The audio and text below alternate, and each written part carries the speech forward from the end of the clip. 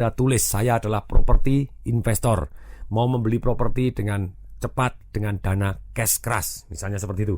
Jadi pada waktu tukar nama, Anda boleh di situ ditantumkan bahwa Anda adalah properti investor, dan bagi yang memberi informasi dan akhirnya kita beli, minimal Anda akan mendapatkan uang 1 juta rupiah. Silakan. Jadi akibatnya Anda gunakan kenalan Anda semaksimal mungkin. Yang keenam, Anda bisa menemukan penjual bermotivasi tinggi, yaitu dari bank. Anda berteman dengan bank. Saya berteman dengan BPR juga, saya berteman dengan bank-bank.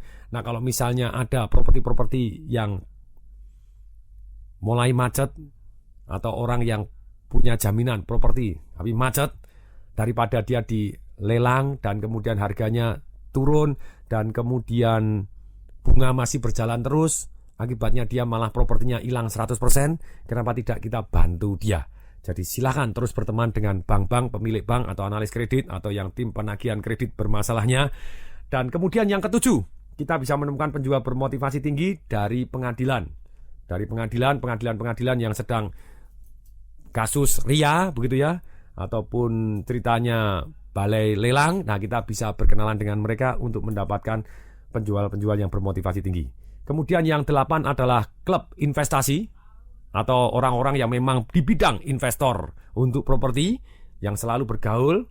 Yang saat ini saya juga mempunyai teman-teman yang terus kita terdiri dari property agent, terdiri dari murid-murid saya. Kita saling memberi informasi, ini ada properti lu, returnnya begini, kelihatannya bagus, kita ambil yuk rame-rame gimana. Nah, ini ada klub-klub investasi, cari, kalau tidak ada buat sendiri. Yang ke-9, kita bisa menemukan penjual yang bermotivasi tinggi, yaitu melalui profesional, notaris, badan pertanahan, pengacara, petugas pajak, dan lain sebagainya. Dengan informasi dari mereka, kita bisa tahu ini ada properti-properti dengan harga yang sangat murah dan orangnya kepepet, mereka kepingin jual. Nah, kemudian dari 7 langkah membeli properti, yang keempat tadi, analisa dengan 5 pertanyaan kunci bahwa properti ini layak atau tidak untuk Anda beli. Ini yang perlu Anda pertimbangkan. Kalau kita punya kolom, yaitu adalah kolom yang kiri, itu adalah 1, kita harus pertimbangkan harganya. Yang kedua, kondisinya. Yang ketiga, syarat-syaratnya. Yang keempat, lokasinya. Yang kelima, penjualnya ini bermotivasi untuk menjual atau tidak, gitu ya. Saya cenderung mempertimbangkan harga jauh lebih baik dibanding lokasi. Banyak sekali orang ngomong bahwa kalau prinsip Anda jualan atau mau beli properti, Anda lokasi nomor 1, nomor 2 lokasi, nomor 3 lokasi. Silakan. Kalau saya mempunyai prinsip, sebetulnya di antara biasanya ada 3 ya yang dipertimbangkan secara global, yaitu harga, yang kedua lokasi propertinya, yang ketiga adalah situasi atau tren properti yang sedang terjadi. Trennya sedang naik atau sedang stagnan ataupun sedang lagi turun, misalnya begitu ya. Sebenarnya kalau saya secara pribadi, saya pilih yang mana? Harga.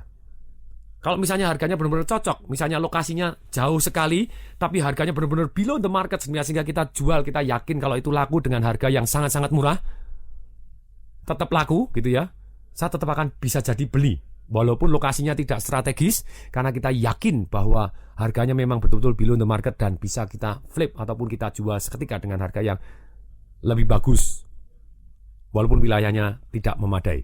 Sedangkan yang kedua, misalnya lokasinya kalau bagus pun, kalau harganya sudah sangat-sangat terlalu tinggi, bagi saya juga tidak menarik begitu ya. Loh, bisa nggak untung? Bisa, nanti dia akan naik kalau lama naik. Tapi terlalu lama kadang kalau kita sebagai pedagang, yes, saya tidak mau begitu ya. Nah, kemudian yang kalau situasi tren, sama kalau trennya turun pun, kalau misalnya properti tadi dijual dengan benar-benar below sangat jauh, misalnya 50% atau 70% below the market, kita ambil langsung kita jual lagi dengan naik sedikit 10%, 20%, ataupun kita untung 50% masih bisa. Jadi menurut saya pertimbangan yang terbaik waktu beli properti nomor 1 tetap harga, tapi dengan mempertimbangkan yang lain gitu ya. Makanya di dalam 5 kolom untuk menganalisa properti, nomor 1 harganya. Nah, harga ini kita skor. Kalau payah, harganya terlalu tinggi atau di atas rata-rata sangat jauh, kita kasih skor 1.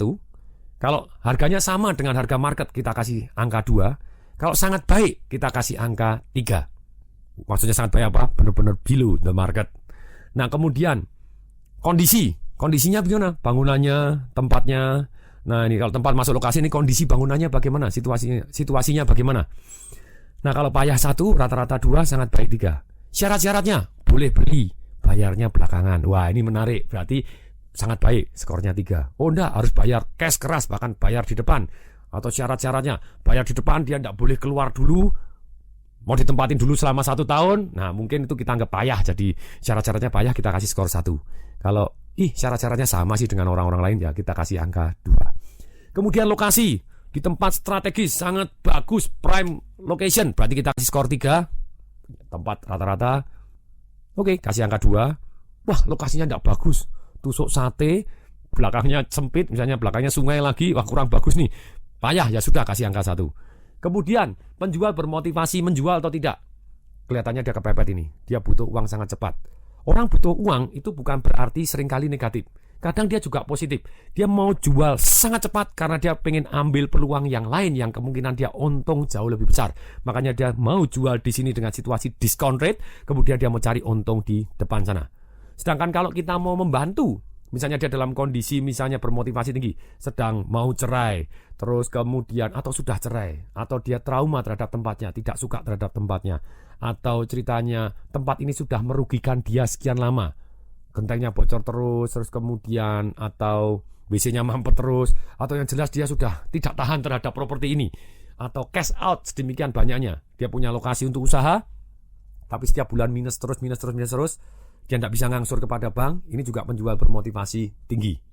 Nah, kemudian dari 5 analisa pertanyaan kunci ini, kalau mereka dapat 12 kalau mereka dapat angka 12 ke atas, jadi misalnya harga dapat 3, kondisi dapat 3, syarat-syaratnya 3, lokasi juga 3, berarti 3 kali 4 sudah 12. Misalnya penjualnya tidak begitu bermotivasi pun masih oke gitu ya, kita masih bisa memberikan penawaran.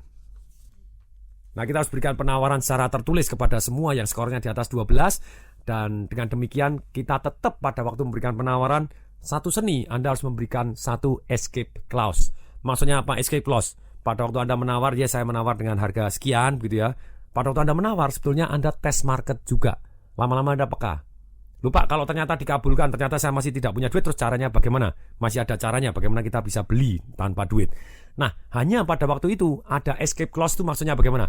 Dengan catatan apabila istri saya setuju. Loh, kalau Anda istri, dengan catatan apabila suami saya setuju. Pada waktu misalnya Anda lihat, ternyata harganya terlalu mahal, Anda bisa ngomong, Anda ajak istrinya, wah ternyata Pak istri saya tidak setuju, selesai, Anda masih selamat dari penawaran Anda. Atau dengan catatan orang tua saya setuju, enggak apa-apa, itu namanya escape clause. Kalau di Shaolin Temple itu namanya jurus ke-36, yaitu jurus melarikan diri. Jadi kalau misalnya ternyata harganya kemahalan, kita masih bisa melarikan diri dengan hormat begitu ya. Jadi ada catatannya di penawarannya. Nah, sekarang kita akan belajar bagaimana teknik beli tanpa uang muka. Maksudnya tanpa uang muka, seringkali orang curiga, loh Pak berarti tidak pakai uang sama sekali. Boleh, nanti itu jurusnya bagaimana kita mau belajar beli properti tanpa uang sama sekali. Atau bahkan pada waktu beli malah dapat uang, silahkan. Tapi dalam hal ini kita akan belajar dulu, ada beberapa cara, sebenarnya banyak sekali cara untuk beli tanpa uang muka. Sekarang saya akan share di sini 8 cara beli tanpa uang muka sama sekali. Nomor 1 cara yang paling indah adalah naikkan harga dan turunkan syarat-syaratnya. Pada waktu guru saya tentang properti, Robert G. Allen, dia melonsing buku Nothing Down, bagaimana beli properti tanpa uang sama sekali, dan dia menantang kepada wartawan. Ajak saya ke seluruh kota di Amerika yang saya tidak tahu tempatnya. Kemudian kasih di dompet saya hanya uang $100. Ikutin saya dalam waktu 72 jam. Saya akan beli properti tanpa uang muka. Nah, kemudian ternyata ada wartawan yang menantang dia. Oke, kamu kalau begitu coba silakan praktek. Kemudian diantar, pada waktu dia dijemput, kemudian diantar pergi ke satu kota yang dia tidak tahu. Begitu dia mendarat, apa yang dilakukan? Ternyata dalam waktu 72 jam, Robert G. Allen ini bisa beli 7 properti tanpa uang muka sama sekali. Ternyata jurusnya seperti ini, yaitu adalah naikkan harga, turunkan syarat-syaratnya. Dia tukar uangnya $100 tadi dengan uang 10 sen, dan dia beli koran-koran yang sudah, koran yang baru, koran yang lama, pokoknya dia beli koran begitu banyak koran, kemudian dia baca di kolom iklan properti, kemudian dilingkarin-lingkarin kalau dia lihat ada properti-properti yang memungkinkan untuk dia beli. Setelah itu dia gunakan uang 10 sennya untuk telepon properti-propertinya, tidak mungkin dia meninjau seluruh propertinya. Dia menggunakan teknologi yang namanya perbandingan antara 100, 30, 10, 1. Maksudnya apa? Dia telepon 100 orang yang pasang iklan properti dan kemudian dia mengajukan syarat-syaratnya, jadi menurunkan syarat-syaratnya yang ada supaya dia bisa beli tanpa uang muka dengan cara dinaikkan harganya. Kemudian yang kedua, 30 apa? 30 adalah melakukan kunjungan di 30 properti. Kemudian 10 ditawar dengan sangat-sangat serius. Kemudian 1 ya. Sebenarnya kalau dia diikutin wartawan, dia punya taruhan seperti ini, makanya dia hanya fokus. 1 aja dia berarti sudah menang. Nah kemudian betul, di hari pertama dia sudah dapatkan 1 properti. Setelah 24 jam yang pertama dia dapat 1 properti. Nah karena apa? Dia pada waktu telepon dia selalu cek, Pak kalau misalnya orangnya nawarkan harganya 1 miliar, boleh nggak Pak saya beli dengan 1,1 M? Loh Pak, selama ini orang kalau nawar itu lebih murah Pak, kenapa Anda nawar kok lebih banyak?